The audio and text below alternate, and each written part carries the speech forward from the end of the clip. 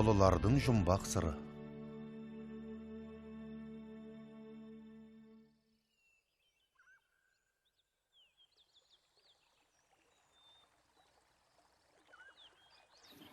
Әбілхан Қастеев. 2 бөлім. Әбілхан Қастеевтің өткеніне үстірт көзқарас, оның тағдырын қайғылы, жазмыштың күшімен солай қалыптасқан секілдетіп көрсетуі мүмкін. Бірақ олай емес деп нақты айтуға болады. Шынайы суретші қашанда өз заманы мен өз қоғамының бөлінбес бір бөлшегі.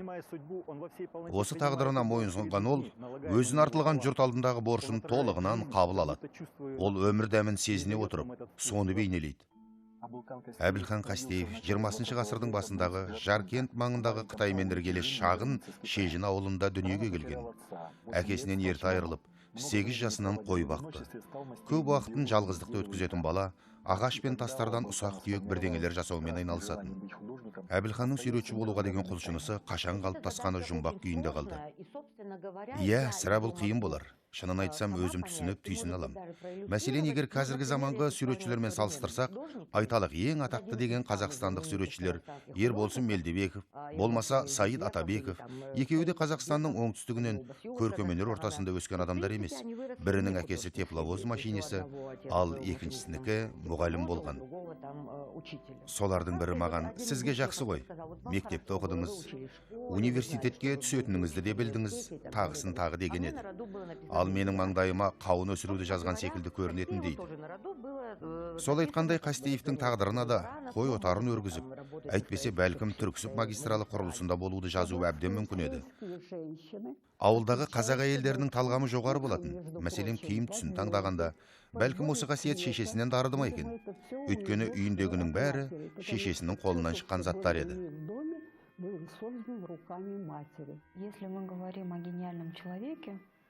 Егер кемеңгер тұлға жөнінде сөз қозғай қалсақ, ең алдымен оның дарынды болмысы туралы айтамыз. Соны қалай дамытып жетілдіргенін, оны әңгіме еткен кезде әрине еңбегінен бастаймыз. Ол еңбек етті, және сол кездерде картина жазуға талап оянды. Ал жалпы еңбек деген жүйке дертінің алдын алу тәсілі. Еңбек ете жүріп адам қорғаныш тетіктерінен құтылады. Ата-анасы таңған психологиялық шектеулерден алшақтап, шынайы тілегінің қайнар көзін оралады. Әрине, оның таудай талабы болды. Онсыз қолынан түк келмес еді. Сірә оның сүйіспеншілік аясына өскені де дау туғызбайды.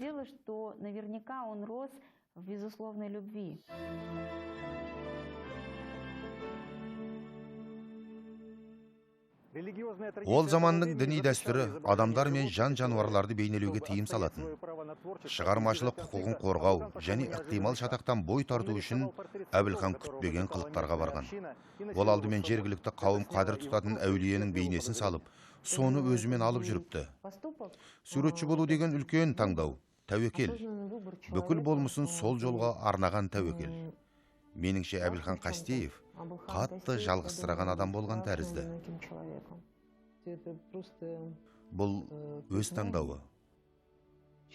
Адамды ішкі бір күш соған итермелейді. Бізді бастап апаратын өмір құбыланамасы, немесе сені еліктіріп тұратын камертон дейміз бе, сөйтіп сен мамандығыңды таңдайсың.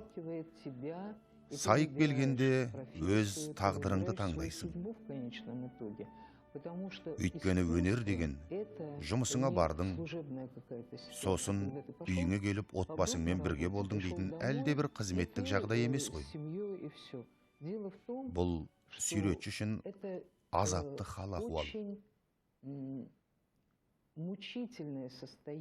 Ол жазған шығармаларының бәрін өз жүрегінен өткізеді.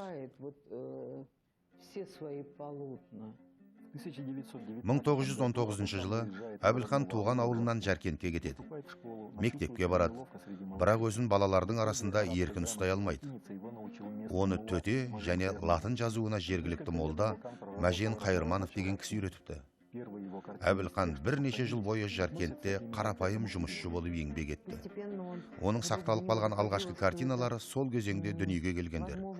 Біртіндеп оған басқаларға қарағанда тап осы салада өз ішіндегісін бейнелеп жеткізу мүмкіндігі көбірек деген ой келген сияқты. Сондай бір сәттерде өзінің қоғам алдындағы жауапкершілігін сезініп, өзінің есейгеніне көз жеткен тәрізді. Іштей өзіне мен ақынмын десе керек. Бұл оның қоғаммен ішкі диалогы деп ойлаймын. Жұрт ол кезде суретші дегеннің не екенін білмеген де, түсінбеген. Ол мамандық жайында қазақтарда мүлдем түсінік болмаған, сөйте тұра қазақ қоғамы сөз өнерін, сазгерлерді айрықша қастерлеген. Оларды халықтың ар ожданы деп білген. Қастеев сондай адам еді. Ол адалдықты ту етті. Өз түйсігіне де адалдықпен қарады. Міне сондықтан да оның картиналары қарапайым да түсінікті. Және адалдық лебесіп тұрады. Міне сондықтан да адал адамдарға оның картиналары да жағымды. Ал керісінше, адалдықтан ада адамдардың жынын келтіреді.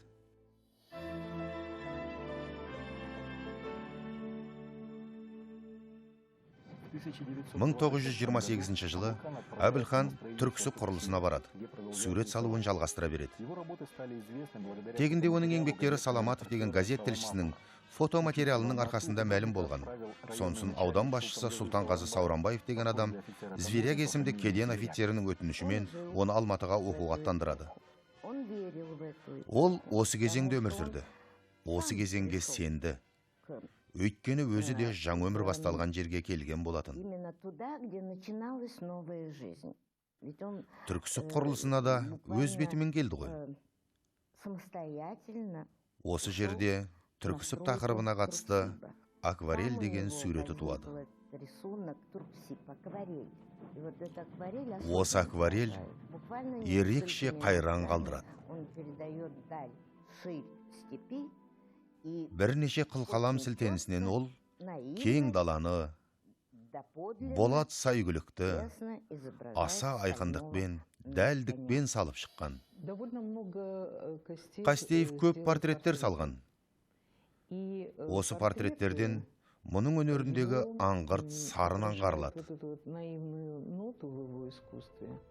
Өздері басқа мәдениеттердегі, атап айтқанда 18 ғасырдың басындағы орыс мәдениетінде жасалғандарға қатты ұқсайды. Тегінде ел кәсіби өнерге құлаш ұрғанда суретшілері өз замандастарын, өз достарын, жақындарын бейнелеуге тырысатын дәстүр бар. Онысы түсінікті де.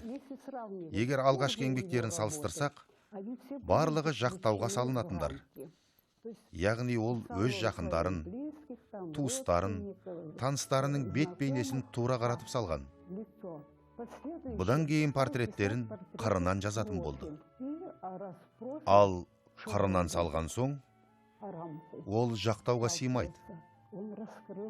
Демек, жақтауды ашады.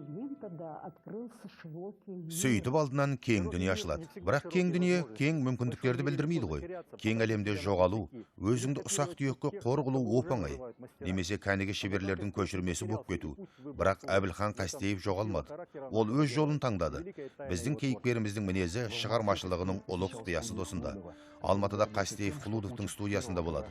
Майталман шебер алғашқы қазақ суретшісін оқытып жүргенін мақтан тұтады. Жастарынға білім комиссары Темірбек Жүргенов те назар аударады. Қастеевтің Мәскеуге барар жолының шығынын үкімет көтереді. Бірақ орыс тілін білмегеннің кесірінен ол барлық емтихандардан құлап қалады. Кеңес уақытында немесе өз жолын таңдаған суретшілер болмасын, шебер атану үшін 16 жылдай оқуы керек еді. Айталық, училище, кешкі мектеп, суретшілер академиясы дегендей. Сосын әлде бір профессордың қолында сурет салумен айналысатын. Сөйтіп ақырында өз атағымен, өз даңғылына шығатын еді. Осы 16 жылда көптеген суретшілерді осы академиялық мектеп жүктемесі езіп тастайтын, өзіне бағындыратын, қол өнершіге айналдыратын. Сөйтіп кез келген заманды аса мәдени бейнелей алатын дәрежеге жеткізетін. Ол кез келген тапсырысты орындайтын. Сосын оған кеңес үкіметі немесе басқасы болама өз міндеттерін жүктеп, соларды орындайтын. Және шеберлікпен орындайтын. Бұл өзі ішкі саяси астары бар дүние. Ал басында да айтқанымдай Қастеевтің жүрегінде табиғаттың өзі жатқан. Сол өзін бейнелеуді талап етті. Шынында да қарапайым жазатын адам еді. Бұл картиналары аса қарапайым және айрықша бағалығы да осы қарапайымдылығында. Бұл адамдарды өмірге де қарапайым қарауға, өзіңе, өзіңнің қарапайым тілегіне ойысуға үйретеді.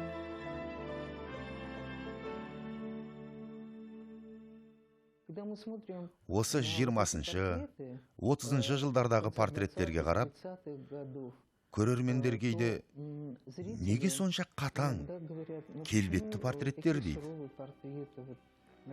Мәселен, өзінің құлақшын киген автопортреті. Бейне адам әлде бір қиын жағдайда өмір сүретін тәрізді. Тіпті тұтқынға да ұқсайды. Киімі неге мынадай, мына құлақшыны несі? Әңгіме мынада, қоғамда өмір сүре жүріп, суретші одан азат бола алмайды. Ол айна тәрізді. Көргені, өзі көріп жүрген өмірі шығармаларынан көрініс табады. Можно было бы сделать такую невероятно современную выставку его портретов. Оның портреттерінің қазіргі заманғы көрмесін ұйымдастырар ма еді? Ол қазір аса көкейкесті қабылданар еді. Тіпті меніңше Венециан биенналына да лайықты болар ма еді? Мен шын мәнінде әлемдік үлкен көркемөнер оқиғасын айтып отырмын.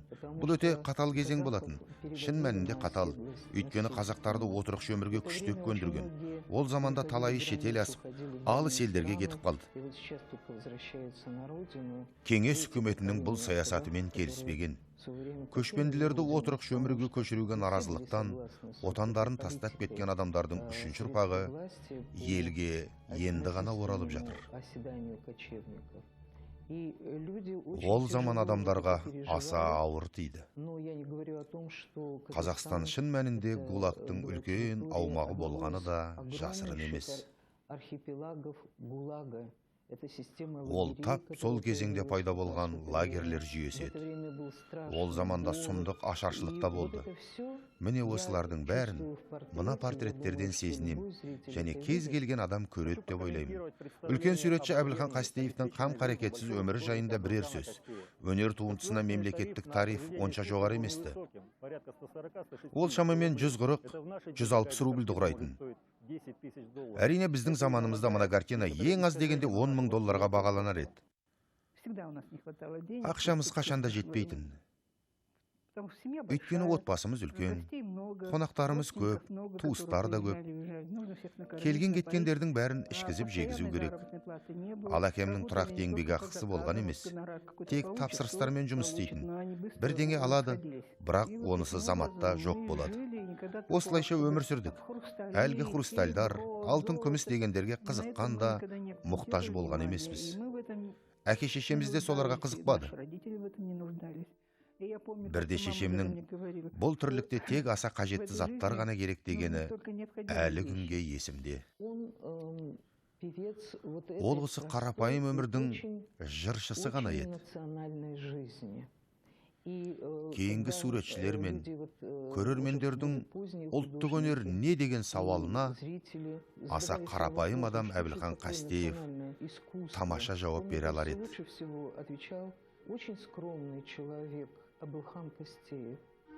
Ол еш уақытта менменсіген де, суретшілер одағынан әлде бір лауазымдар иеленуге тырысқан да емес. Тек жұмысын істеді. Әкем сондай атақты адам, сондықтан оған ылғи да осынша кісі келеді деген еш уақытта ойыма кіріп шыққан емес. Әкемнің шынайы бағасын, оның белгілі тұлға екенін 20 жасыма қарай білген сияқтымын. Бірде көршіміз әкемнен, жұрт мына үйді бір халық суретшісіне салып жатыр. Өзі сондай атақты адам деседі. Соны көргім келеді, бірақ көре алмаймын. Өз өмірде бар адам бай деп сұрапты. Ол мен ғой депті әкем. Сонда көрші әйел, ой кешіріңіз, сізді аула сыпырушы екен деп қалсам депті. Әкеміз сондай қарапайым жан еді.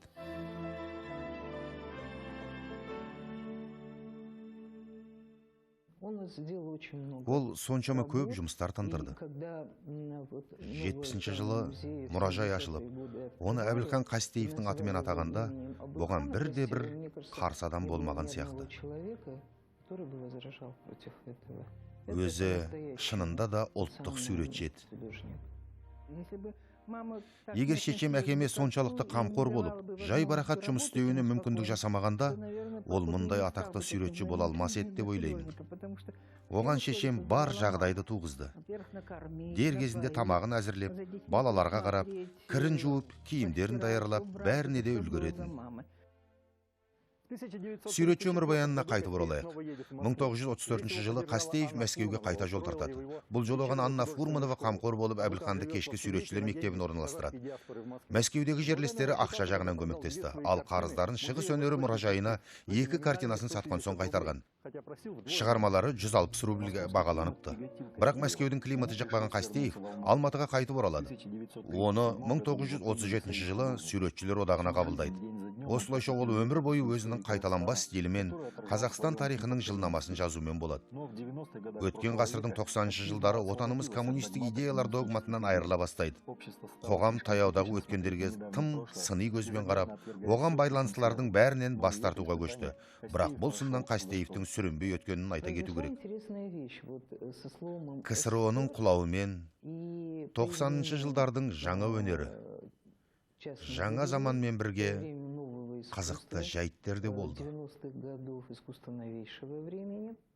Ұрпақ алмасты. 90-шы жылдар суретшілерін алдыңғы ізашарлары қызықтырмады. Ол да жаман болмаған шығар. Себебі олар өткен кеңестік буынға жалтақтамай, әлде бір тың сапалы өнер жасай бастаған еді.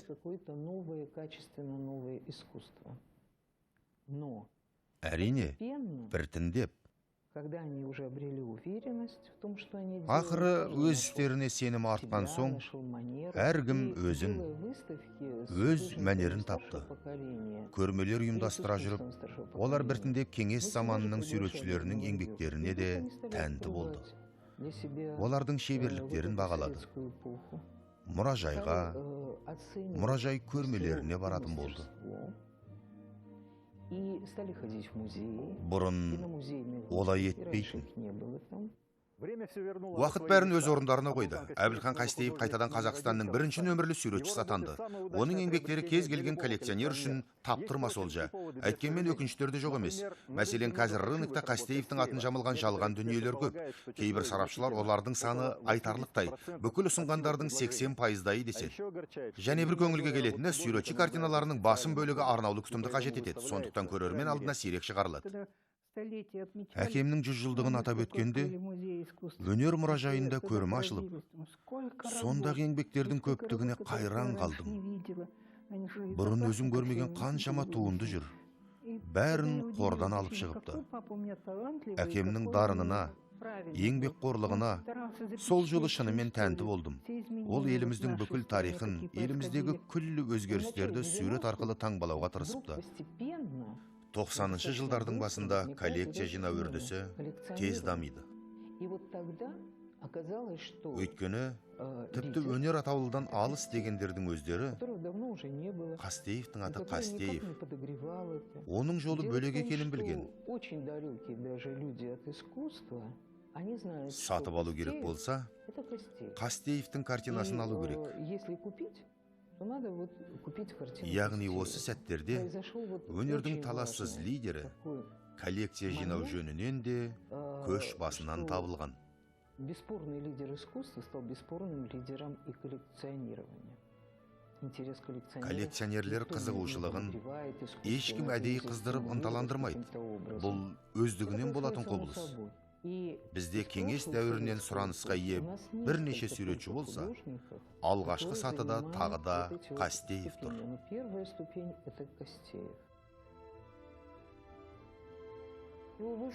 Қастеев туындыларын жинайтын жоғарғы топ үшін бұл ең алдымен капиталды сәтті орналастыру. Өйткені, қазір Қастеев еңбектерін сатып алсаң, бұл қозғалмайтын мүлік алғаннан да пайдалы. Уақыт өте келе тек қымбатқа сатасың.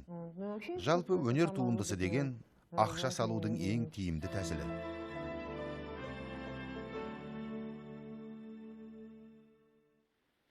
Қастеев жете алмаған бір шың бар. Қазіргі тілмен айтқанда, оның аты әлемдік брендке айналмады. Кеңес одағы уақытында ондай мүмкіндік болған еді. Бұдан қапы қалдық. Бүгінгі мүмкіндіктер төңірегінде қызықты пікірталастар жүріп жатыр. Қазіргі сыншылар оны Пирас Манишвили, Джотто, немесе Анри Руссо секілді ұлы суретшілермен қатар қояды. Бірақ әңгіме алғашқы қазақ суретшісінің мұрасын қалай етуіміз керек дегенге талас туа береді. Алғашқы ұлттық суретшіні көбірек таныстыруға тырысқан сайын, оны білімдірек көрсетуге бейім үрдіс бар. Сірә қайшылықта осы жерден шықса керек. Яғни, осындай бір әуестік туады да. Осы жарнама және пиар жағынан да дұрыс емес секілді. Неге оның қарабайырлығы дамылсыз айтыла береді? Ол қарабайыр болған емес. Ылғи да одан іргесін аулақ салды. Одан қашқақтады. Сондықтан оқыды, салған суреттерін жөндеді. Үнемі кәсіби суретші болуға құлшынды. Батыс, орыс суретшілеріне қарай бейімделді. Сондықтан қарабайыр дегенді оны қорлайтын тіркес деп білем. Оның кәсіби жаққа құлаш ұруы, яғни еуропалық әмбебап құндылықтардың бәрін ол бағалады. Және оны ұлттық деңгейде тарылтып тастауда меніңше дұрыс емес. Тағы да Қастеев атындағы мұражайдың бірінші залын ораламыз. Және Қастеев атындағы мұражай, және тағысын тағы. Бұл жергілікті бренд. Оны ұлы деуге, ұлы бренд жасаудың реті келмейді. Ол шын мәнінде ұлы суретші емес. Ол қандай да болмасын үлкен жаңалықтар ашқан жоқ.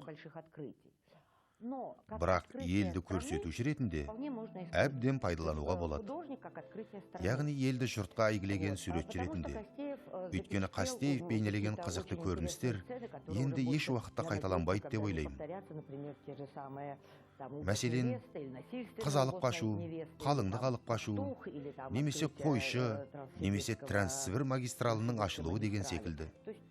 Демек, ол енді ешкім қайталай алмайтын дүниелерді сурет өнерімен таңбалады.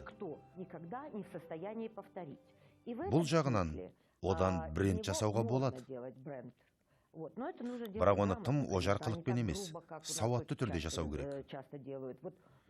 Жер бетіндегі ең ұлы суретші деген тәрізді етпей, өкінішке қарай мұндай долбарлар сосын дәлелін таппай қалады.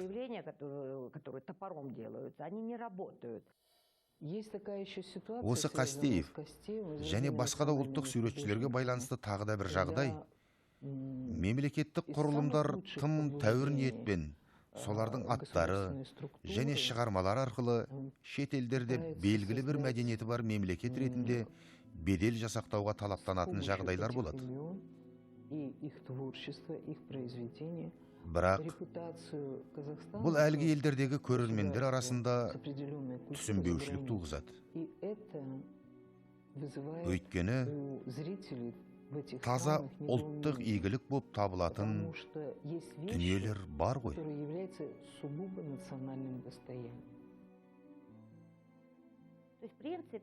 Яғни принципінде бұл ретте де белгілі жұмыстар жүргізуге болар еді. Демек, суретшінің өзі бренд емес.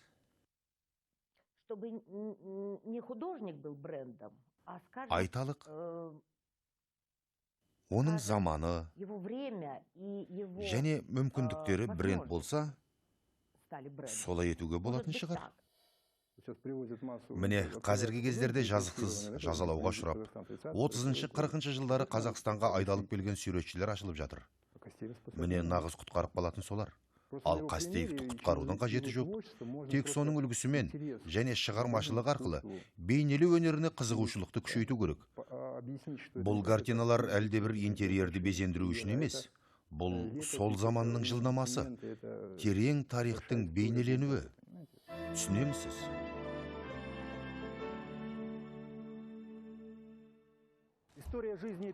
Әбілхан Қастеевтің өмірі мен шығармашылығының тарихы, оның туындылары мен өмір жайында түсінбеушілік, немесе бір жақты пайымдауға суретші жауапты ма деген сауал қоюға мәжбүрлейді.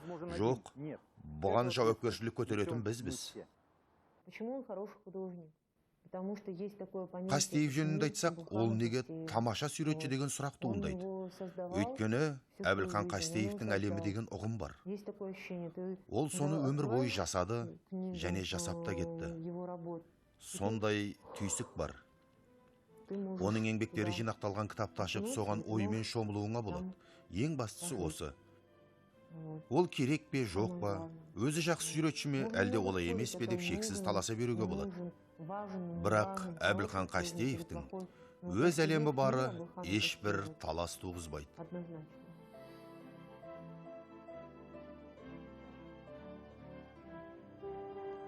Фильмді қазақ тіліне аударған Хабар агенттігі білім арнасы 2013 жыл.